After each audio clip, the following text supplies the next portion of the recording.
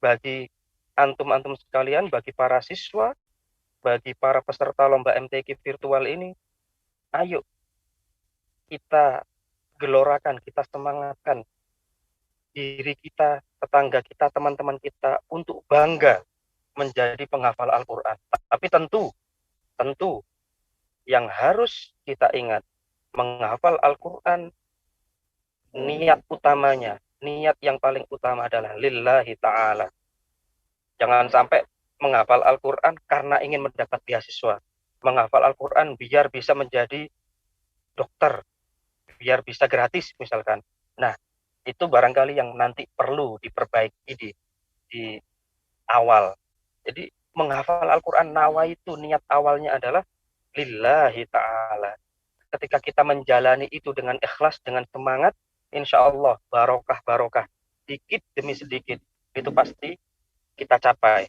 Kalau hanya beasiswa itu insya Allah hal yang sepele bagi Allah Subhanahu wa Ta'ala. Kun fayakun udah pasti jadi. Apapun yang kita inginkan, insya Allah tercapai. Nah, kemudian kita menginjak pada term yang kedua, menuju masyarakat madani. Nah, ini sangat penting. Sangat penting kita perhatikan bahwa kalau kita melihat dari kalimat madani sendiri, itu sangat Indonesia. Kalau kita cari di referensi istilah Arab, al-mujtama' al-madani itu tidak ketemu.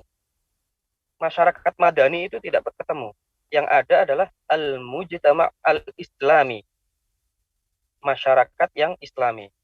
Namun bukan berarti kita tidak bisa menggunakan al-mujtama' al-madani, yaitu masyarakat madani. Bisa. Madani itu kalau kita singkat ceritanya atau singkat maknanya adalah peradaban. Artinya dengan semangat, dengan modal Quran, dengan modal hafalan Al-Quran, dengan semangat hamalatul Quran, kita menuju masyarakat yang beradab. Kenapa? Coba kita perhatikan di era media sosial yang sangat, Masya Allah, kita tidak bisa menyangkal, tidak bisa menolak bagaimana masifnya media sosial saat ini. Entah Facebook, entah Instagram, entah TikTok, atau media sosial yang lainnya. Kita tahu bagaimana isi daripada media sosial itu. Hampir mayoritas isinya adalah hiburan, yang mana hiburan itu lebih cenderung kepada kemaksiatan. Nah, disinilah barangkali peran kalian sebagai generasi milenial yang sedang mengabdikan dirinya untuk menjadi pecinta Al-Quran, penghafal Al-Quran, penjaga Al-Quran, untuk mengisi media sosial itu, untuk mengimbangi daripada hiburan-hiburan yang konotasinya negatif itu.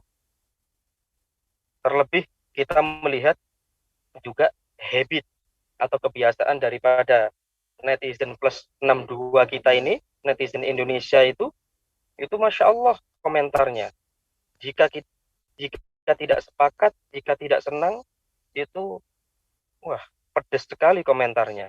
Tidak bisa menjaga, sudah bukan lagi menjaga lisannya, tapi tidak bisa menjaga jarinya, jari jemarinya, tidak bisa menjaga jempolnya, sehingga ia merasa bahwa ia bebas mengutarakan isi hatinya. Bahkan tidak sering ia melontarkan kalimat-kalimat yang kurang pantas. Nah, disinilah generasi milenial Qurani, generasi penghafal Al-Quran, mengisi media sosial untuk bisa menjadi media sosial yang madani, media sosial yang beradab. Misalkan kita bicara yang sekarang lagi in untuk teman-teman itu barangkali TikTok misalkan. Di TikTok itu Masya Allah, joget apapun itu ada. Yang joget pargoy lah, yang joget apa, sudah saya nggak tahu lagi itu istilahnya, banyak sekali. istilah-istilah itu. Dan otomatis banyak yang tidak berjilbab. Kemudian generasi-generasi milenial yang di luar sana itu menganggap bahwa oh mereka kan nggak berjilbab, joget-joget tidak berjilbab, biar syar'i, ya udah kalau gitu kita joget tapi berjilbab. Nah ini pemikiran yang salah. Ini bukan joget syar'i namanya. Justru ini adalah pelecehan, penistaan terhadap jilbab itu sendiri, terhadap muslimah.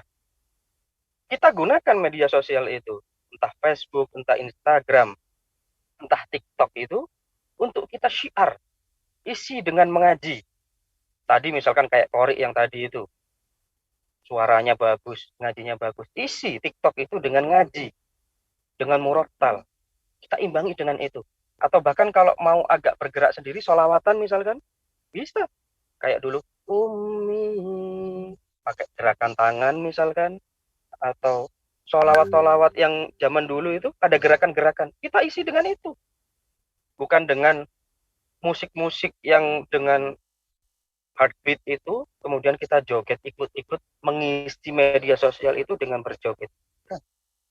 Na'udzubillah, itu mencoreng sekali nama penghafal Al-Quran, nama santri. Ini yang penting sekali generasi milenial, santri-santri milenial untuk perhatikan. Mengisi media sosial, apapun itu media sosialnya dengan syiar-syiar, dengan konten-konten yang sesuai dengan kaidah, baik mengaji atau sholawat atau ceramah misalkan, ceramah singkat, kita isi dengan itu, kita imbangi dengan itu. Harapan kita itu menuju masyarakat yang beradab. Kayak sekarang ini sepertinya di era media sosial itu sudah tidak ada filternya, seolah-olah sudah tidak ada Pak RT-nya, tidak ada Pak RW-nya, tidak ada kepala desanya. Kalau kita hidup di masyarakat yang nyata, itu masih ada Pak RT, masih ada Pak RW, masih ada Pak Kepala Desa, ada Pak Camat. Ketika kita ada masyarakat itu melakukan aktivitas yang kurang pas, itu bisa kita ingatkan secara langsung. Namun ketika di media sosial, bagaimana kita mengingatkan? Ketika kita mengingatkan, kadangkala dikomeni soalim.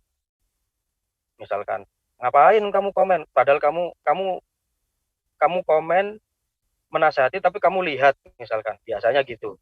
Atau kalau nggak suka, nggak bisa mengutarakan isi hatinya dengan baik, kadang-kadang harus dead speech misalkan, dengan kalimat-kalimat yang kurang baik. Kalau kita melihat daripada dakwah dari Nabi Muhammad SAW, periode Mekah adalah periode penanaman akidah dan akhlak. Jadi beliau ketika di Mekah itu menerapkan atau menanamkan nilai-nilai atau sendi-sendi akidah dan akhlak. Ini karena apa? Beliau mengharapkan yang mana dulu di Mekah itu adalah masyarakat jahiliyah, kemudian beliau ingin masyarakat di Mekah itu menjadi masyarakat yang madani, masyarakat yang beradab. Dan kemudian periode Madinah adalah periode pembentukan sistem kehidupan masyarakat yang secara luas. Nah, di sini setidaknya ada 4 fase atau 4 langkah yang ditempuh oleh Nabi Muhammad SAW guna membentuk masyarakat Islam itu sendiri. Yang pertama adalah, yang beliau lakukan adalah mendirikan masjid-masjid. Nah, masjid ini adalah sektor yang sangat penting bagi umat Islam. Masjid merupakan pusat peradaban umat, yang mana masjid ini bukan hanya sekedar untuk dijadikan tempat sholat saja, yang mana sekarang ini kita ketahui hampir masjid-masjid di kota-kota itu ketika selesai sholat udah langsung dikunci rapat. Tidak bisa kita misalkan zuhur jam 11:30, kita sedang safar datang ke masjid jam 1 mau sholat di dalam, nggak bisa sekarang. Karena barangkali takmirnya ya entah sibuk, entah punya pekerjaan yang lain, atau entah malas menjaga masjid barangkali, akhirnya masjid itu dikunci rapat sehingga kita tidak bisa melaksanakan sholat, hanya bisa sholat di pelataran atau di serambinya saja. Padahal ketika era periode Nabi Muhammad SAW, masjid itu adalah pusat peradaban umat, sentral kegiatan umat Islam. Bukan hanya sholat, tapi Nabi Muhammad SAW menjadikan masjid itu sebagai tempat untuk mengadili perkara. Misalkan ada sahabat dengan sahabat yang lain sedang memiliki masalah, Nabi Muhammad menyelesaikan masalah para sahabat itu di masjid. Dan juga masjid juga tentu selain sholat juga dijadikan majelis taklim, majelis pengajian, itu sudah lazim. Bahkan dulu sebelum turunnya surat Al-Jumu'ah itu, masjid juga dijadikan tempat untuk sentral jual beli.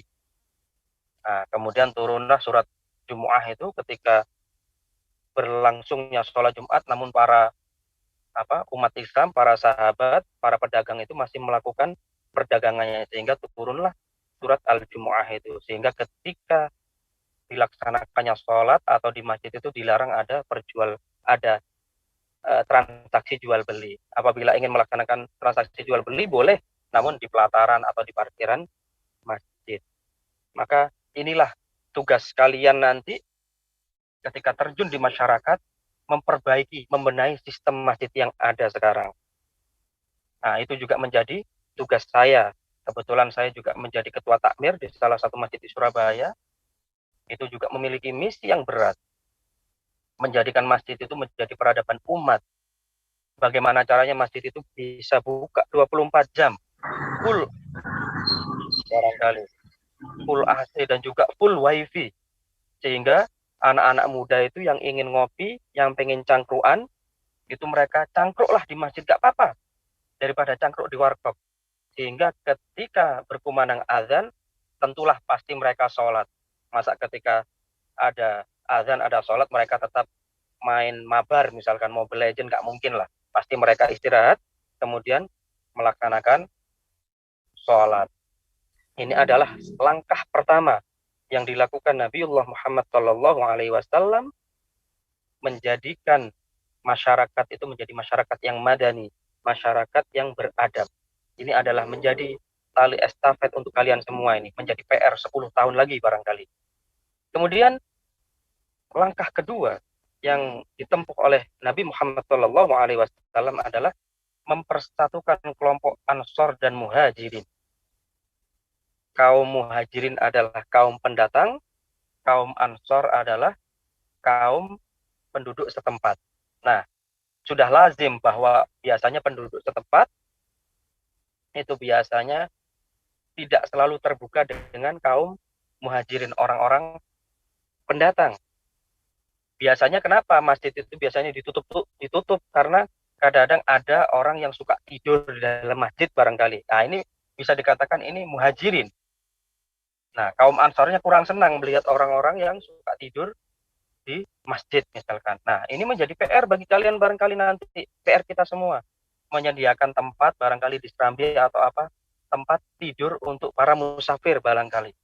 Memberikan solusi, bukan hanya mengunci. Nah, Nabi Muhammad SAW menjadikan Sayyidina Ali itu sebagai saudara, sebagai mantu. Ini sebagai langkah untuk mempersatukan kaum Ansor dan Muhajirin. Kemudian mempersaudarakan Sayyidina Abu Bakar As-Siddiq dengan Kharijah bin Zuhair. Dan Ja'far bin Abi Thalib dipersaudarakan dengan Mu'adz bin Jabal. Ini adalah salah kedua metode yang digunakan oleh Nabi Muhammad SAW untuk membentuk masyarakat madani, yaitu mempersatukan kelompok Ansor dan Muhajirin, terbuka, tidak tertutup. Jadi misalkan kalian di dekat rumah ada masjid, kalian dijadikan pengurus masjid misalkan, kalian sangat terbuka, open minded terhadap pendatang-pendatang, selama pendatang itu memang menjadikan makmur masjid. Kemudian langkah yang ketiga yang ditempuh oleh Nabi Muhammad SAW adalah melakukan melakukan perjanjian-perjanjian atau melakukan semacam, kalau biasanya kalau dulu dikenal dengan Piagam Madinah. Jadi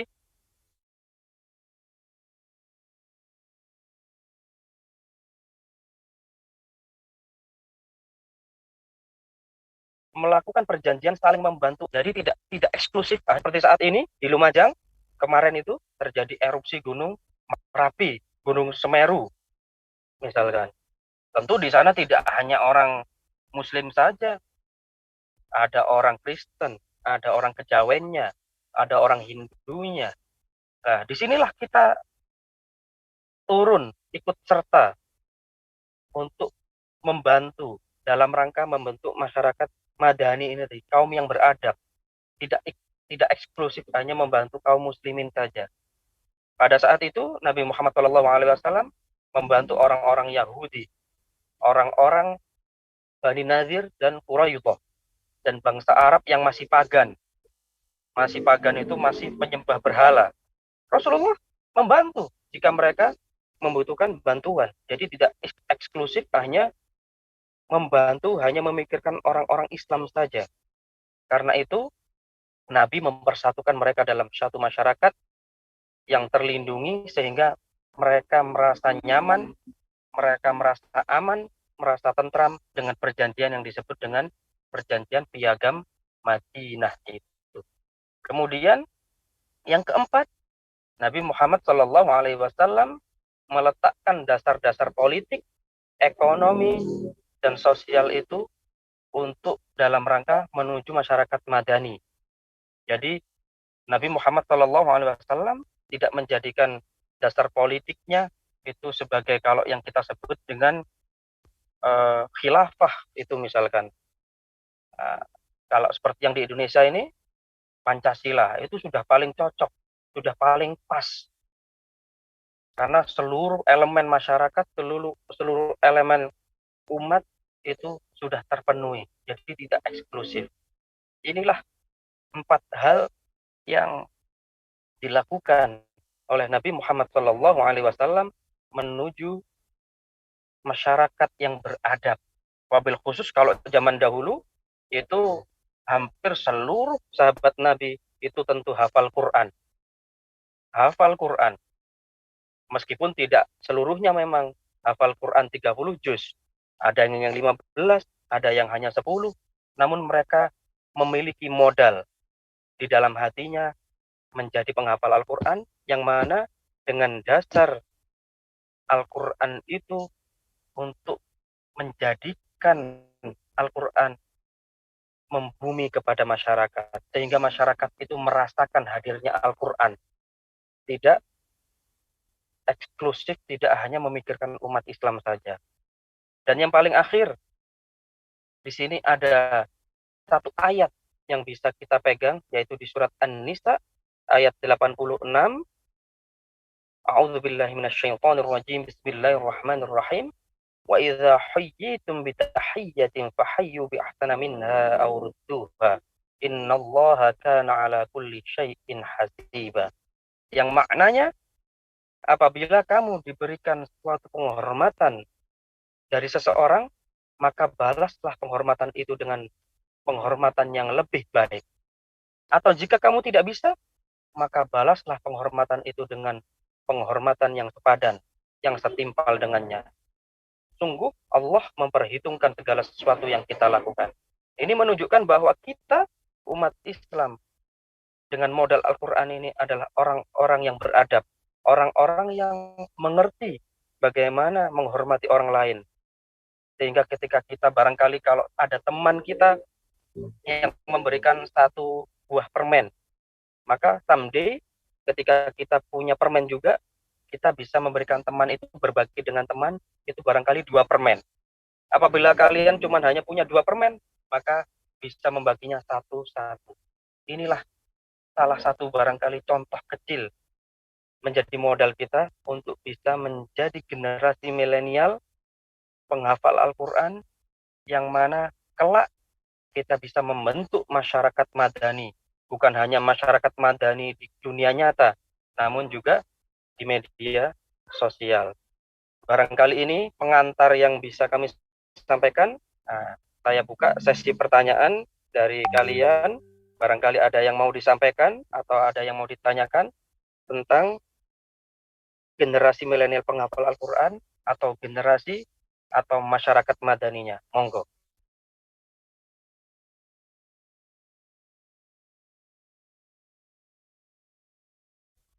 Kepada seluruh hadirin yang ingin bertanya, silahkan. Atau bisa lewat room chat.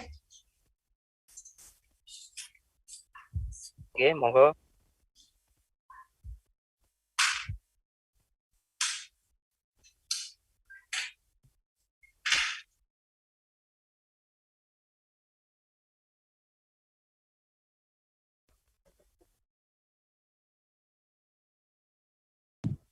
Assalamualaikum warahmatullahi wabarakatuh, Ustadz.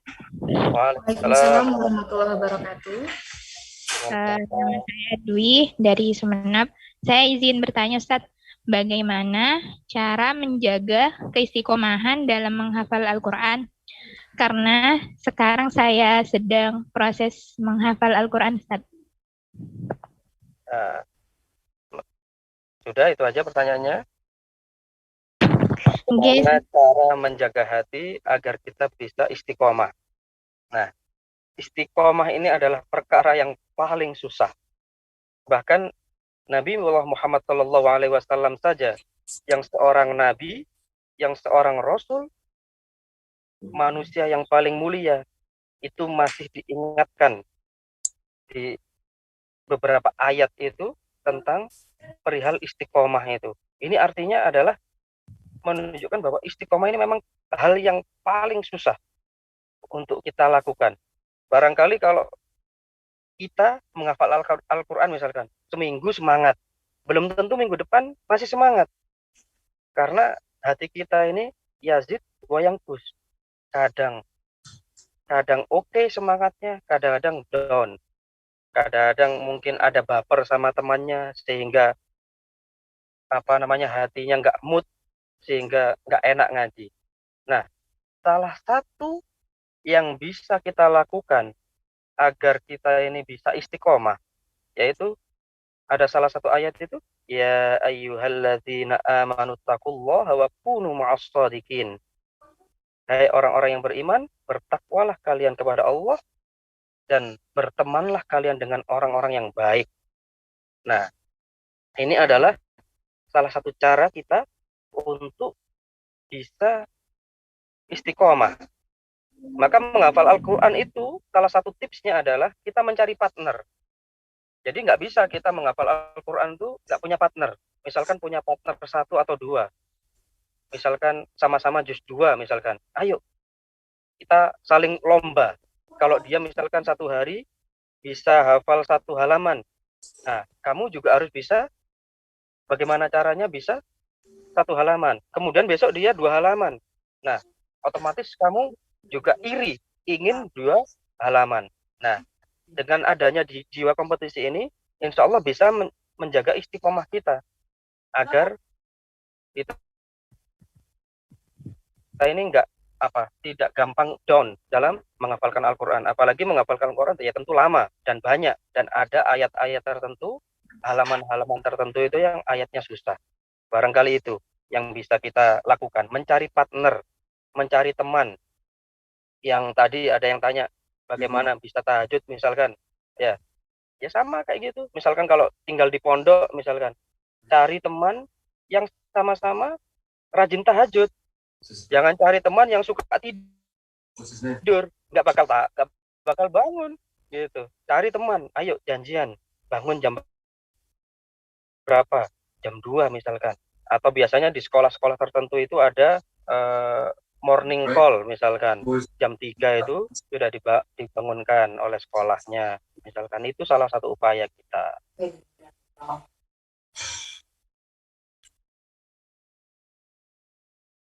Serious? Well, that makes things a hell of a lot simpler. On the way here, I was trying to figure out how I was going to convince you to come home and how to deal with the bullhead nowadays. Shit. I've been working out at Fairview with Ed Bruce. He got a contract on a new Dari hotel. teman-teman mungkin ada yang ingin bertanya lagi? All of us. Wow. That's awesome. Sudah tidak ada? Oke, sebelum kita... Oh, Udah ini paham ada yang semua mau kayaknya, nanya Ustaz, lagi nih. Dari Fauzi Reza Pahlevi. Bagaimana cara mengorganisir beberapa siswa penghafal Quran di pesantren yang basicnya bukan pesantren tahfidz, Ustaz? Monggo, Ustaz. Wah, ini susah ini. Ini yang jawab harus harus kepala sekolahnya atau pengasuh pesantrennya. Karena ya memang ya saya dulu pernah mondok di salah satu pesantren di Al Amin Perenduan di Madura. Nah, di situ program unggulannya adalah menghafalkan Al-Qur'an. Tapi harus dituntut juga program bahasanya, juga dituntut bagus prestasinya, juga dituntut mahir memanajemen organisasi. Nah, itu bagaimana itu. Jadi antara kepala sekolah dengan kepala pesantren itu tarik ulur kebijakan. Nah, jadi barangkali yang tadi bertanya Mas Reza ya, nah itu harus komunikasi dengan pengasuh barangkali, atau kalau misalkan nggak mondok, misalkan masih sekarang belum mondok, ya itu bikin halakoh, bikin kumpulan janjian. Ayo misalkan kita ngaji tiap hari ba'da maghrib, misalkan ba'da maghrib kita janjian hafalan sampai isya misalkan, atau hafalan yang paling baik itu setelah subuh misalkan, atau rumahnya jauh Ustadz, ya kayak gini aja, tasmi, mudarosah, murojaah virtual. Ya sekarang ini insya Allah hampir tidak ada alasan sebetulnya kita untuk tidak belajar, karena medianya sudah banyak dan sangat mudah. Kalian semua juga udah punya kuota semua.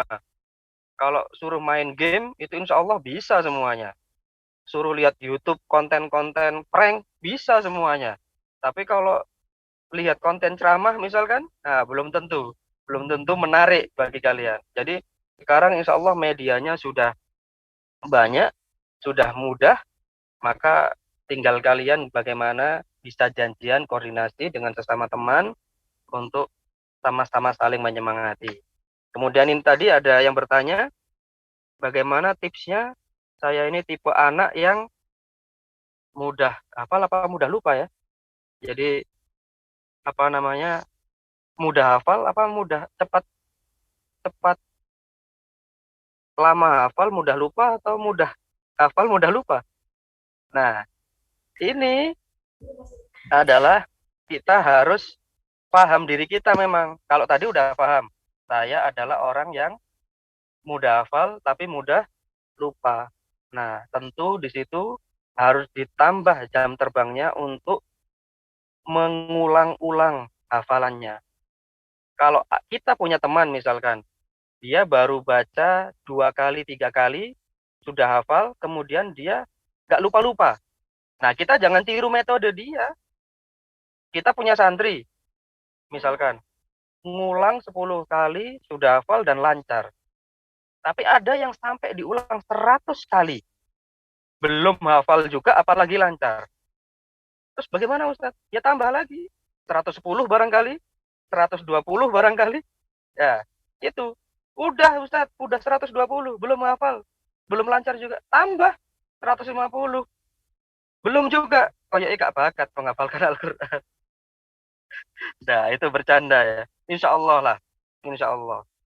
Yang pasti, biasanya kalau kita mudah hafal, mudah lupa itu karena kurang fokus. Kadang-kadang kalau menghafal di rumah misalkan, sambil menghafal tapi di sampingnya ada HP. Samping menghafal, di depannya ada TV. Atau kalau di ma'had misalkan, menghafal di masjid atau di majelis, tapi di sampingnya temannya misalkan. Nah, menghafal itu menjauh dari teman-temannya, cari tempat yang sepi, yang sunyi, sehingga kita mudah fokus. Dan tetap lupa, berarti repetition-nya, pengulangan daripada murojaahnya itu masih kurang banyak. Intinya menghafal Al-Quran itu adalah murojaah, pengulangan. Kita mau menggunakan metode apapun dalam menghafal, kalau tidak diimbangi, tidak didorong dengan murojaah yang banyak, maka insya Allah metode apapun itu pasti gagal. Pasti gagal. Jadi intinya adalah murojaah.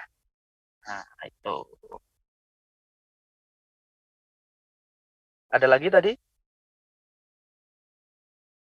Ada lagi nih Ustadz yang bertanya dari Kak Yulia Istifadoh. Niat awal lillahi ta'ala, ini tentunya niat dari anak dan orang tua ya Ustadz. Seandainya ada niat orang tua yang lain, bagaimana memperbaiki niat tersebut Ustadz? Nah, ini orang tuanya harus ikut ngaji. Nah, itu kalau kebetulan Ustadz punya ayah penghafal Al-Quran, punya ibu penghafal Al-Quran. Jadi enak. Jadi nggak bisa Ustadz ceramai orang tua, karena sama-sama penghafal Al-Quran. Nah, sehingga beliau tidak menuntut hal yang macam-macam. Tapi kalau kita punya orang tua barangkali, ayo le, ayo nduk, ayo nak menghafal Al-Quran. Supaya ini, supaya itu, supaya itu. Nah, misalkan, supaya kaya, misalkan. Kalau dulu di sekolah, yang rajin, yang pintar, supaya bisa jadi polisi, bisa jadi dokter. Nah, itu sebetulnya kalau maksud orang tua itu hanya memotivasi saja. Bukan maksud untuk hakul yakinnya saya. Itu orang tua hanya memberikan motivasi, ya sama halnya dengan misalkan kita diperintahkan sholat. Sholat itu ada ganjarannya 20 derajat sholat jamaah misalkan. Atau membaca zikir apa, ganjarannya misalkan ini itu. Nah, itu hanya sebagai penyemangat. Namun bukan berarti kita tidak lillahi ta'ala. Tapi orang tua saya ini benar-benar Ustaz ambisius. Maunya saya penghafal Al-Quran supaya gratis masuk khairun nas. Nah, misalkan. Itu. Nah, harus diingatkan. Nah, orang tuanya diajak ngaji juga. Ayo Bu, coba Ibu ngafal Quran. Bisa enggak? Ayo ya, ngafal Quran. Bisa enggak? Misalkan.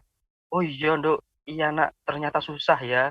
Gitu. Ya wis, kamu ngaji yang istiqomah aja, pelan-pelan aja wis, enggak apa-apa. Kalau sanggupnya 5 juz, 5 juz, 10 juz, 10 juz. Maka yang baik adalah anaknya ngaji, orang tuanya juga ikut ngaji sehingga sama-sama mengerti. Barangkali itu. Insya Allah luar biasa sekali materi kita pada hari ini ya. Pelajaran atau hikmah pesan yang bisa kita ambil dari webinar kali ini adalah niatkan menghafal Al-Quran itu karena Allah, lillahi ta'ala. Ya Ustadz ya. Karena kalau kita sudah ikhlas, insya Allah dunia juga akan mengikuti. Seperti itu Ustadz G. Oke. Alhamdulillah. Terima kasih banyak Ustadz Muhammad Aftoni. Sami-sami, sama-sama. Terima kasih atas kesempatan yang diberikan kepada kami. Moga-moga menjadi ilmu yang bermanfaat bagi kita semua. Oke, amin ya rabbal alamin. Ustadz, mungkin berkenan untuk foto bareng kita di sini ya Ustadz nih. Oh, ayo. Kepada seluruh peserta yang hadir, saya himbau untuk on cam.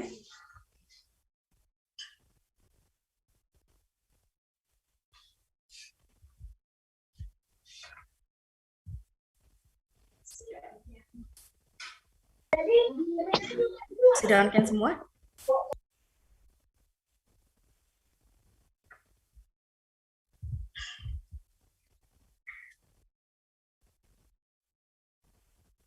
Saya hitung ya.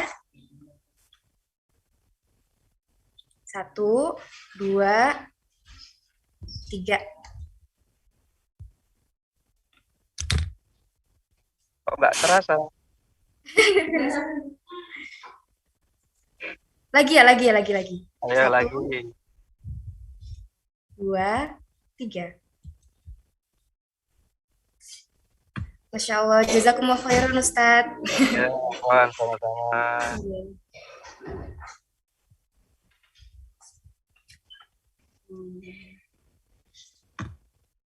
Baik teman-teman, acara selanjutnya adalah sosialisasi PBDB yang akan disampaikan oleh Ustadzah Mar'atus Solihah selaku guru akademik SMA Tauhid Khairnas Surabaya.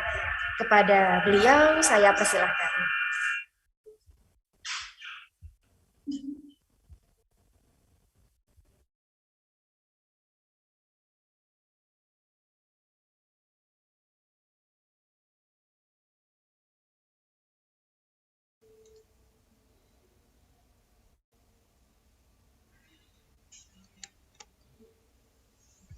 Sudah.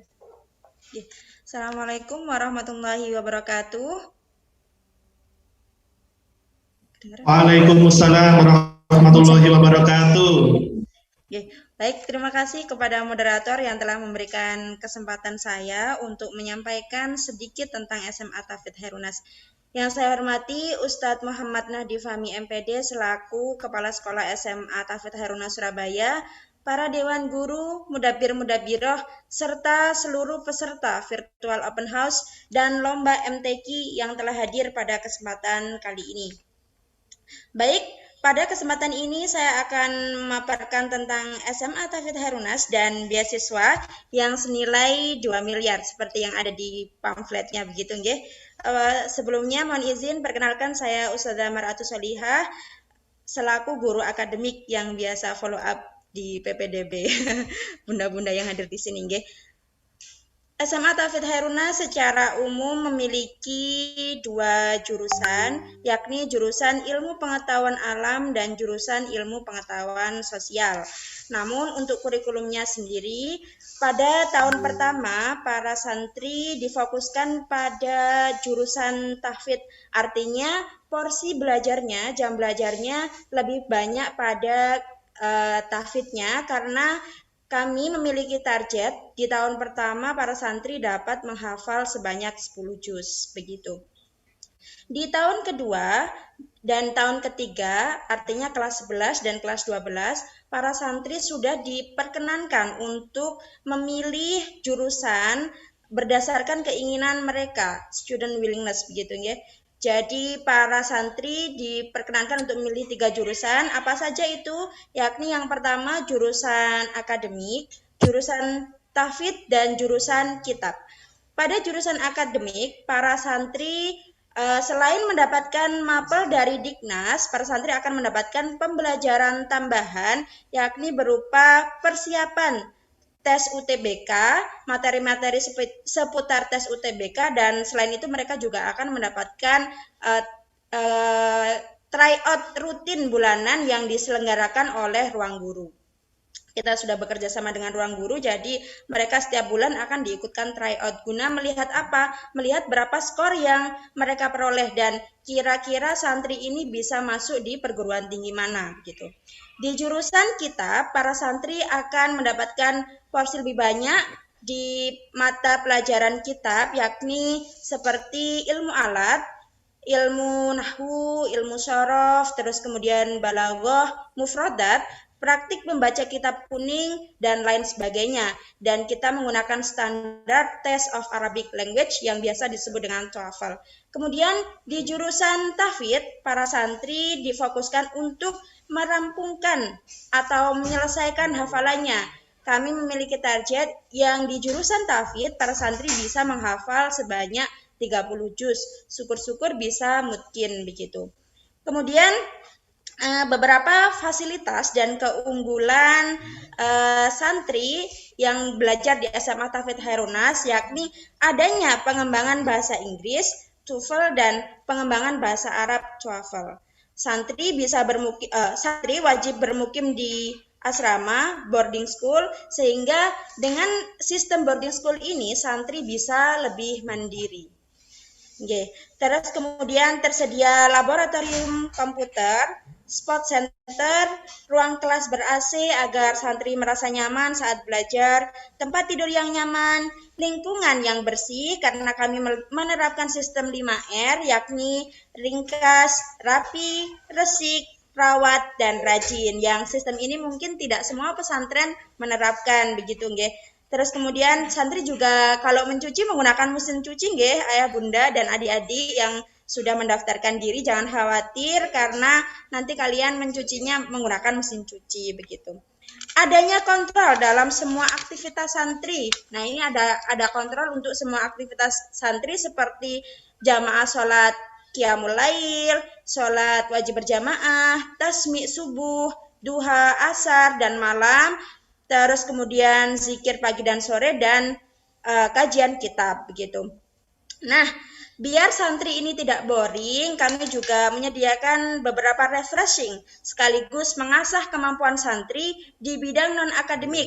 Jadi SMA Tauhid Khairun Nas menyediakan berbagai macam ekstrakurikuler, diantaranya public speaking, entrepreneurship, olahraga, tata boga, taekwondo, serta al-banjari.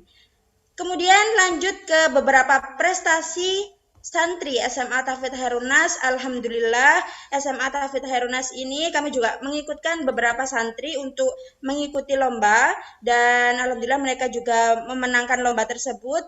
Pada juara pertama, lomba desain poster tingkat nasional, juara 1 short story nasional, juara 3 lomba pidato bahasa Arab, juara 3 lomba cipta serta baca puisi tingkat Kota Sidoarjo, serta peraih gold medal Olimpiade Bahasa Inggris, Sosiologi, dan Biologi. Kemudian di bidang tafid, alhamdulillah atas izin Allah, para santri kami sudah ada 7 siswa yang telah merampungkan hafalannya sebanyak 30 juz begitu. Kemudian selanjutnya untuk yang ditunggu-tunggu ini nggih, ada beasiswa senilai 2 miliar untuk para santri yang kategori mohon maaf ngapunten yatim duafa begitu nggih. Kami memprioritaskan dari kalangan yatim duafa yang kiranya membutuhkan beasiswa ini. Jangan khawatir, beasiswa ini diberikan full selama 3 tahun. Meliputi apa saja Ustazah? Meliputi beasiswa di bidang akademik, beasiswa di pesantren, kemudian uang gedung, uang makan, sarana prasarana, uang kegiatan, serta makan 3 kali sehari itu sudah di cover oleh SMA Tauhid Khairun Nas. Begitupun juga saat ngapunten misalkan santri sakit dan lain sebagainya, insya Allah sudah di cover begitu, karena kami bekerja sama dengan yayasan yang menaungi kita, yakni Yayasan Nurul Hayat. Nah, kesempatan emas bagi para peserta virtual open house yang ingin gabung menyekolahkan para anaknya di SMA Tauhid Khairun Nas. Informasi penting bahwa PPDB masih dibuka nggih, Ayah Bunda, masih dibuka hingga akhir Februari. Untuk info lebih detail bisa mengikuti media sosial yang ada di slide berikut ini. Untuk nomor telepon 081233282122. Untuk websitenya www.pesantrenkhairunnas.sch.id. Kemudian untuk Facebooknya SMA Tauhid Khairun Nas, YouTube-nya SMA Tauhid Khairun Nas, Instagramnya SMA Tauhid Khairun Nas begitu. Itu registrasinya bisa langsung di link yang sudah tersedia begitu. Untuk misalnya ada informasi yang kurang jelas bisa tanya di kolom chat atau bisa langsung begitu. Sekian pemaparan dari saya. Apabila ada pertanyaan bisa tanya di Zoom chat atau bisa langsung. Terima kasih Ustazah. Assalamualaikum warahmatullahi wabarakatuh.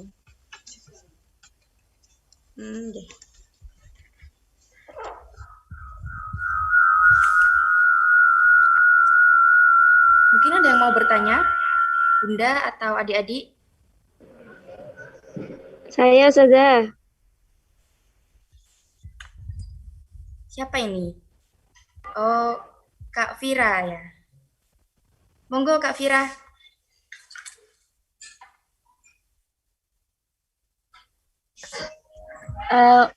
Saya izin bertanya, Ustazah. Cara apply beasiswa di SMA Tauhid Khairun Nas itu bagaimana nggih? Terima kasih Us.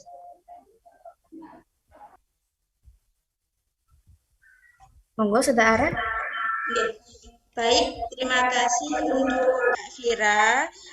Caranya mudah sekali. Pertama, Ayah Bunda bisa mengisi link, mengisi bukan daftar hadir ya, mengisi untuk pendaftarannya di link yang sudah dibagikan tadi. Nanti kalau kurang jelas bisa hubungi panitia. Kemudian nanti di salah satu poin itu ada jalur, nggih. Jalur bisa memilih jalur yatim duafa. Nah, setelah memilih jalur yatim duafa, nanti selanjutnya, ayah bunda bisa membayar terlebih dahulu sebesar Rp150.000, baik reguler maupun jalur yatim duafa membayar sebesar Rp150.000. Kemudian ketika tes, nanti para wali santri juga akan dihadirkan di SMA Tauhid Herunas guna mengikuti pengarahan serta ada pengisian form dari Lasnas Nurul Hayat. Setelah itu ketika para santri tadi diterima di SMA, maka untuk orang tua bisa dilakukan survei ke rumahnya, nggih. Bisa dilakukan survei ke rumahnya apakah penerima manfaat ini layak atau tidaknya. Jika layak, maka bisa mendapatkan beasiswa full selama 3 tahun tadi. Jika dirasa kurang layak, namun ngapunten misalkan masih merasa keberatan untuk membayar biaya yang ada di SMA Tauhid Harunas, bisa mengajukan kategori B, artinya hanya membayar separuh dari biaya yang ada, begitu. Terima kasih.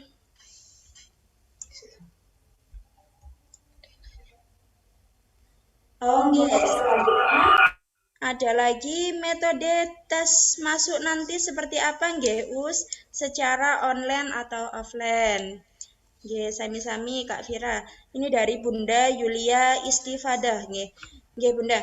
Untuk tesnya kalau mengacu pada tahun lalu kita tes offline nggih Bunda, dan kami juga mohon doanya semoga pandemi ini bisa landai lagi sehingga kita bisa tes secara offline. Bunda juga bisa melihat langsung bagaimana kondisi di SMA Tauhid Harunas ini, terus kemudian juga bisa mendapatkan pengarahan langsung dari kepala sekolah SMA Tauhid Harunas. Untuk tesnya sendiri terdapat 3 tes, yakni tes akademik. Itu apa saja mapel yang diujikan? Mapel yang ada di SMP, nggih. Mapel bahasa Inggris, bahasa Indonesia, matematika, IPA, IPS, itu yang kami ambil. Selain itu juga ada tes tafid. Tes tafid ini bagi Ananda yang sudah memiliki hafalan akan diujikan hafalannya secara random, Bunda.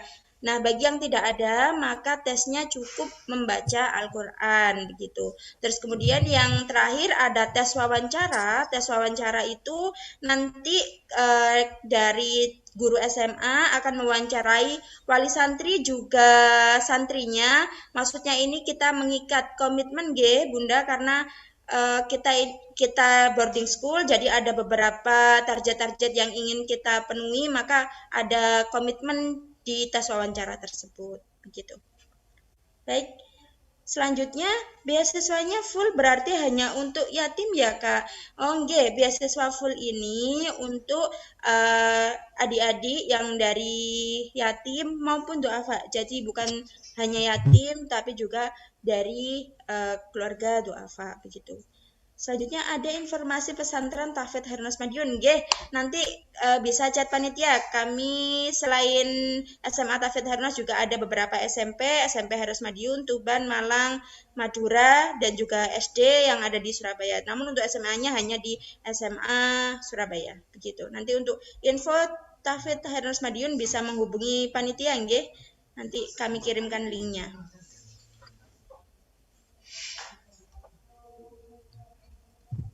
Sudah? Saya kembalikan ke Ustazah Nova. Oke teman-teman, itu tadi sosialisasi PPDB yang sudah disampaikan oleh Ustazah Ara. Terima kasih banyak Ustazah Ara. Kemudian acara selanjutnya, ini ada testimoni nih dari salah satu santri kita, dari Kak Himatul Asfia. Kepada Kak Hima, saya persilahkan.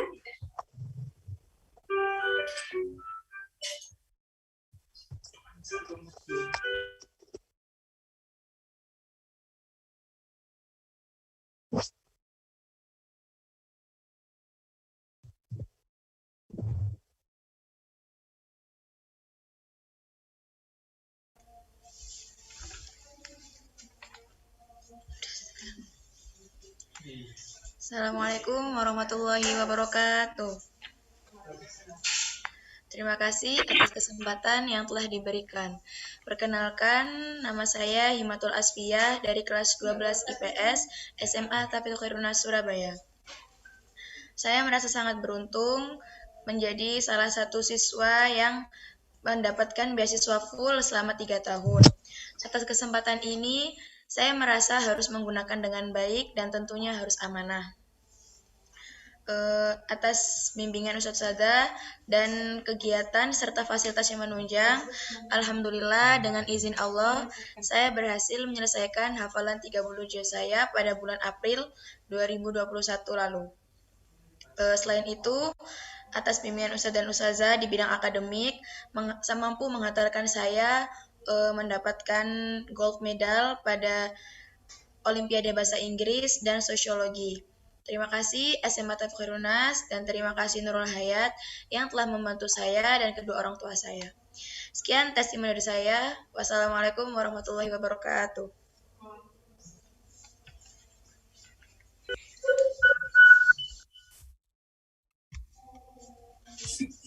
Terima kasih Kak Hima yang sudah memberikan testimoni. Gimana sih rasanya sekolah di SMA Khairunnas Surabaya? Oke teman-teman, sekarang kita tiba nih di acara yang paling ditunggu-tunggu, yaitu pengumuman lomba 3 finalis lomba MTQ nasional yang diadakan oleh SMA Tafidh Khairunnas Surabaya. Lomba Musabaqah Tartil Quran jenjang SLTP sederajat tingkat nasional yang diselenggarakan oleh SMA Tafidh Khairunnas diikuti dari berbagai macam daerah, diantaranya Jawa Timur, Jawa Barat, Kalimantan Timur, Goa, Sulawesi, Riau, Batam, dan Lampung.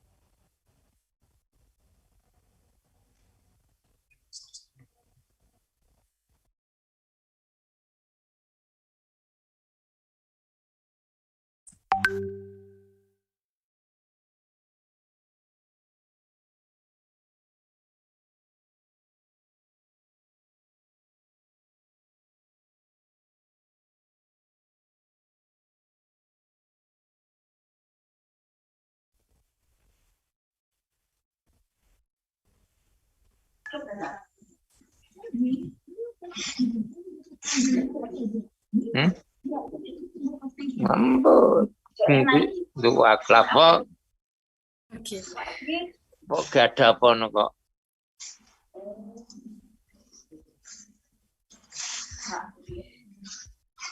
Dari 75 peserta yang mengikuti lomba, berikut 3 besar pemenang lomba MTQ. Lembo, tuku apa jane bungkusiku. Lafu apa kok apa.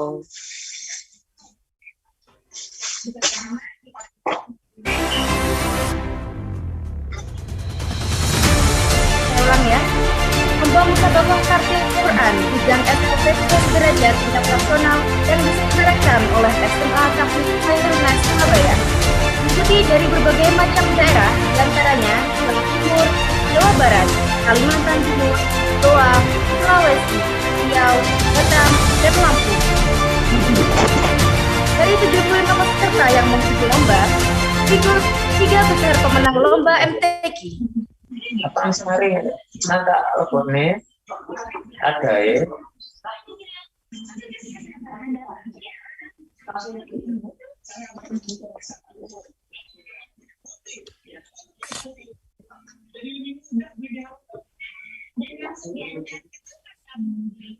Ada.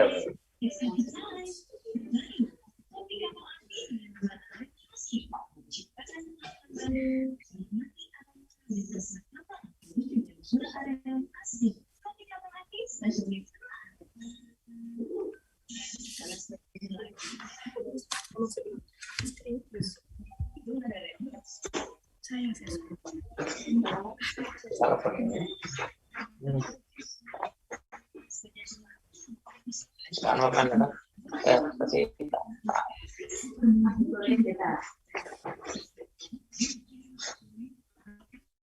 Sebentar ya teman-teman, ini ada sedikit kendala.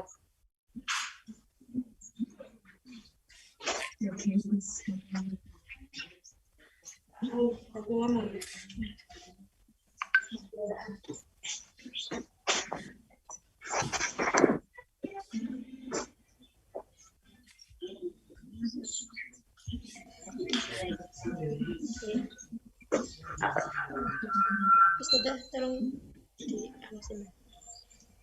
Udah bisa dong. Mohon maaf seluruh peserta ada sedikit kendala teknis.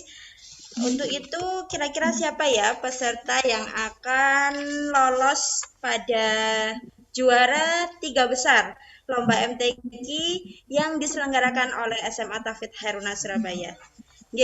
Baik. Sudah bisa Ustadz Sadang Sudah, Ustadz? Deg-degan semua Siapa ya kira-kira yang bisa menjadi 3 besar juara lomba MTQ tingkat nasional yang diselenggarakan oleh SMA Tauhid Hairunaz. Namun perlu diketahui bahwa event ini disponsori oleh beberapa media partner, diantaranya adalah Info Event Jatim, terus kemudian juga Nurul Hayat dan berbagai pesantren Nurul Hayat yang ada di cabang. Alhamdulillah share screen-nya sudah bisa Alhamdulillah share screen-nya sudah bisa. Deg-degan monggo ditunggu habis ini. Siapapun juaranya semoga itu yang menjadi yang terbaik menurut Allah, dan untuk yang belum mendapatkan juara bisa mengikuti untuk di ajang selanjutnya begitu Di tahun depan semoga kami bisa menyelenggarakan lomba MTQ lagi, dan adik-adik yang kiranya belum memenangkan di sini, enggak apa-apa, jangan berkecil hati. Semoga adik-adik yang sudah mengikuti lomba MTQ bisa dibalas oleh Allah ganjaran di akhirat nanti begitu. Kalian semua terbaik menurut Allah begitu Baik, sudah siap Ustazah Nova Siap. Baik. Juara ketiga diraih oleh Zahrotul Unsa Hafiz dari MTS N3 Tulung Agung dengan nilai 94.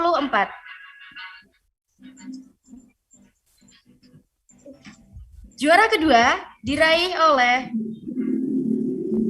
Nailatul Fauziah dari MTS Miftahul Ulum Prambipuci dengan nilai 96. Dan juara pertamanya diraih oleh Putri Brilian Azizah dari MTS N2 Kota Kediri dengan total nilai 99.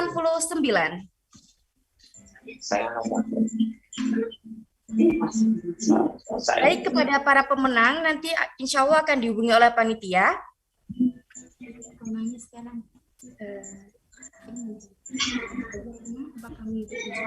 Bagi para pemenang, apakah mengikuti Zoom? Kalau iya bisa lambaikan tangan. Kak Zahrota, Kak Nailatul Fauziah, dan Kak Putri Brilian. Alhamdulillah ada Kak Putri Brilian. Putri Brilian hadir.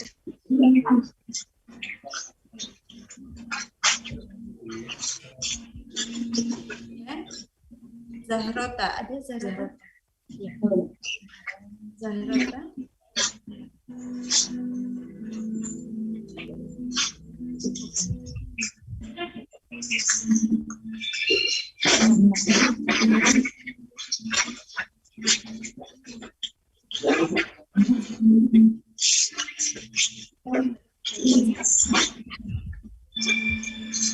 Ini ada Kak Putri ya yang hadir di sini ya. Putri, Kak Zahrota apa Kak Putri ini tadi?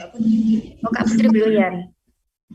Kak Putri, gimana rasanya? Bisa on kamera dulu Kak iya. Putri. Mungkin bisa on cam Kak Putri. Alhamdulillah. Alhamdulillah. Gimana Kak rasanya Kak?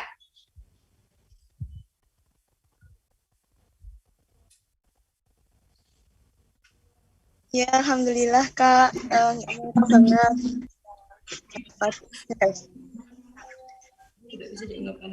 Hmm. Ya, makasih. Film ya.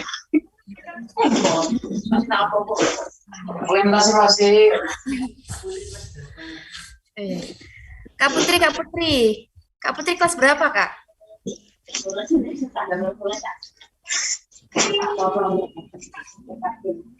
Kelas 7 Kak.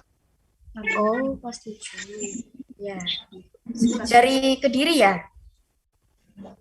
Iya. Selamat Kak Putri. Ya, makasih Kak. Baik teman-teman, selesai sudah, kita sampai di penghujung acara yaitu penutup. Saya Nova Novitasari selaku MC pada acara VOH kali ini. Mohon maaf apabila ada kesalahan baik kata maupun perbuatan. Akhirul kalam. Wassalamualaikum warahmatullahi wabarakatuh. Assalamualaikum warahmatullahi wabarakatuh.